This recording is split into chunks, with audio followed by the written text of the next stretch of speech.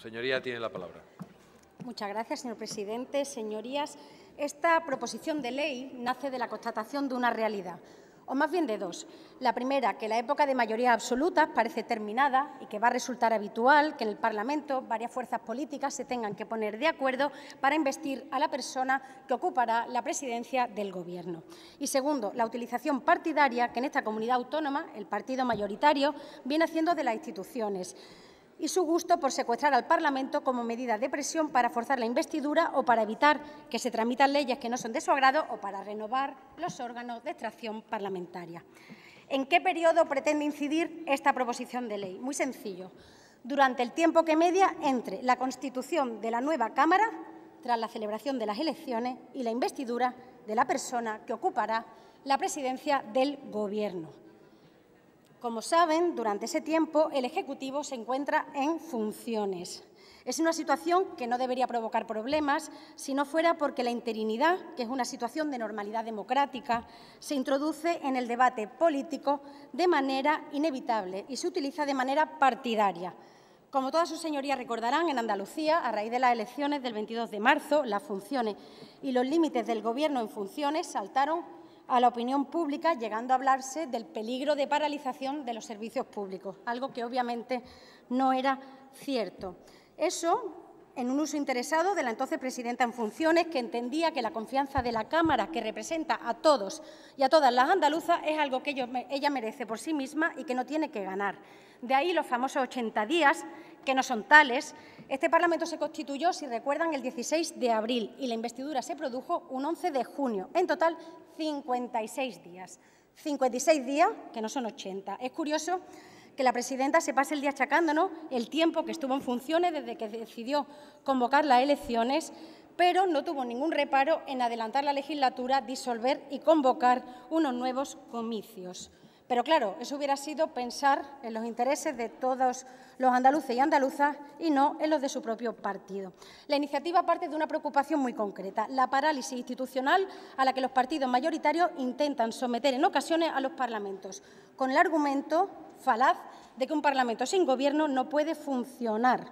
Sin ir más lejos, lo sucedido aquí tras las últimas elecciones autonómicas. El reglamento parlamentario establece de manera taxativa que las comisiones parlamentarias tienen que estar constituidas en un plazo máximo de 20 días desde la constitución de la Cámara. Eso establece el reglamento parlamentario.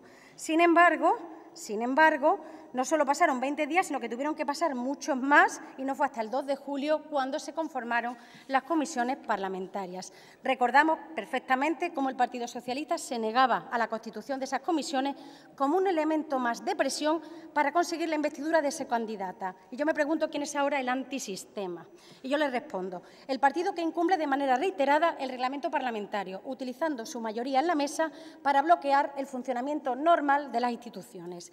Luego vendría el bloqueo de la mesa, bloqueando iniciativas legislativas. Empezaron por la Ley de Cuentas, que no les gustaba. Curioso, igual que bloquean ahora la renovación de la Cámara de Cuentas, que tampoco les gusta. No sabemos qué les pasa con la transparencia, qué les pasa con el control del dinero público a sus señorías del Partido Socialista. Sin duda, un comportamiento antisistema.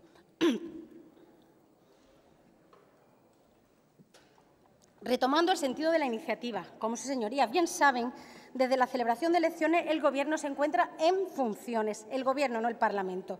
Andalucía contiene una regulación muy detallada en la ley del Gobierno sobre las funciones que puede desempeñar y cómo facilitar el traspaso del Gobierno. El Gobierno en funciones solo puede limitarse al despacho ordinario de los asuntos públicos de su competencia, salvo casos de urgencia o interés general. La presidencia en funciones de la Junta no puede ser sometida a función de censura, es obvio, no puede plantear una cuestión de confianza, sobre todo teniendo en cuenta que es verdad que esa relación de confianza entre Parlamento y Gobierno se ha roto porque se han producido nuevas elecciones. La disolución también está vedada. Tampoco se pueden designar o separar a las personas titulares de la vicepresidencia o de las consejerías, ni crear, modificar o suprimir vicepresidencia o consejerías. Siguiendo con las limitaciones del Gobierno en funciones en nuestra comunidad autónoma. El Gobierno en funciones no puede aprobar el proyecto de ley de presupuestos ni presentar proyectos de ley al Parlamento de Andalucía. Sin embargo, esta regulación tan detallada, contenida en la ley del Gobierno, deja algunas cuestiones irresueltas que afectan de manera directa al Parlamento recién constituido tras la celebración de nuevas elecciones y que son las que trata de resolver esta iniciativa, que no pretende más que devolver al Parlamento la centralidad que merece como Parlamento recién constituido después de unas elecciones autonómicas. Y lo hace a través de dos reformas muy puntuales y le pediría al Grupo Socialista que prestara atención porque me temo que han entendido la iniciativa al revés. La primera, aclarar la posibilidad de que el Parlamento, salido de las urnas, pueda legislar aunque el Gobierno esté en funciones. Pueda legislar con un límite. ¿Cuál es ese límite? La alteración del presupuesto en vigor. Efectivamente, si leen no solo el precepto que contiene la ley del Gobierno, sino que lo ponen en relación con el Estatuto de Autonomía y con el reglamento parlamentario, que es como las normas se interpretan, se integran, poniéndolas en relación unas con otras, uno se da cuenta que estamos diciendo que el Gobierno en funciones no puede decidir si presenta o no un veto presupuestario a una iniciativa surgida de la Cámara. Si no puede hacerlo, y es un requisito que establece el Estatuto y el Reglamento, ¿qué es lo que pasa? ¿Qué es lo que estamos diciendo?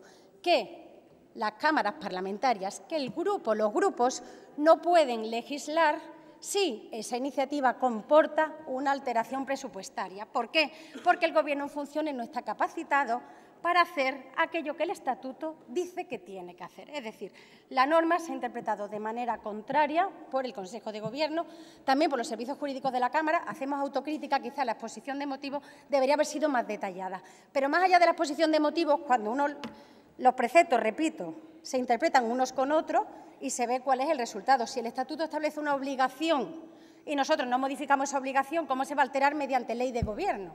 La verdad es que me parece increíble la interpretación que, por cierto, no ha hecho todo el mundo.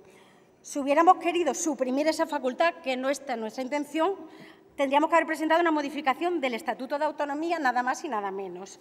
Lo que se pretende es lo contrario, salvaguardar el veto, pero diciendo que solo puede oponerlo un Gobierno válidamente constituido que no esté en funciones. En consecuencia, repito, para que quede muy claro, se salvaguarda la potestad legislativa del Parlamento siempre y cuando la iniciativa no suponga alteración presupuestaria, porque en ese caso el Gobierno en funciones no está capacitado para oponer o no la conformidad o el veto y, en consecuencia, habrá que esperar a un Gobierno válidamente constituido. En segundo lugar, asegurar que el Gobierno en funciones somete su actividad al control político del Parlamento salido de las urnas y, sobre todo, a la actividad de impulso y orientación. Y les voy a poner un ejemplo que van a comprender todos, hasta sus señorías del Partido Socialista. Miren, los días 18 y 19 de febrero de 2016, el presidente del Gobierno en funciones, Mariano Rajoy, acudió a una cumbre europea en la que se debatían asuntos de tanta relevancia como la oferta realizada a Reino Unido sobre las condiciones del Brexit o el número de refugiados que iba a admitir la Unión Europea y el reparto dentro de los distintos países. ¿Qué sucede? Que un asunto de ese calibre no es materia propia de un Gobierno en funciones, pero la agenda europea no puede esperar a que cada uno de los gobiernos de la Unión Europea esté válidamente constituido. ¿Qué se hizo entonces? El Parlamento, el Congreso de los Diputados, se reunió y apoyó una posición común que teóricamente Rajoy debería haber seguido en esa cumbre europea. Eso que ha hecho el Congreso de los Diputados tan revolucionario es lo que pedimos que se haga aquí, ni más ni menos. ¿Qué tenemos que hacer en este caso para que esto no suceda? Activar los mecanismos de información e impulso parlamentarios. Solo así se pueden cumplir las obligaciones, además de vigilar al Gobierno. Repito, se trata de ejercer el control ordinario de un Parlamento que está en funciones y que, precisamente por estar en funciones, está más limitado que nunca. Y que conste una cosa, desde el momento que nuestro reglamento parlamentario establece que las comisiones se tienen que constituir en un plazo máximo de 20 días desde la constitución de la Cámara, está indicando que este Parlamento debe funcionar. ¿Puede aprobar presupuesto? Obviamente no, porque incluye el Gobierno tiene que estar en activo.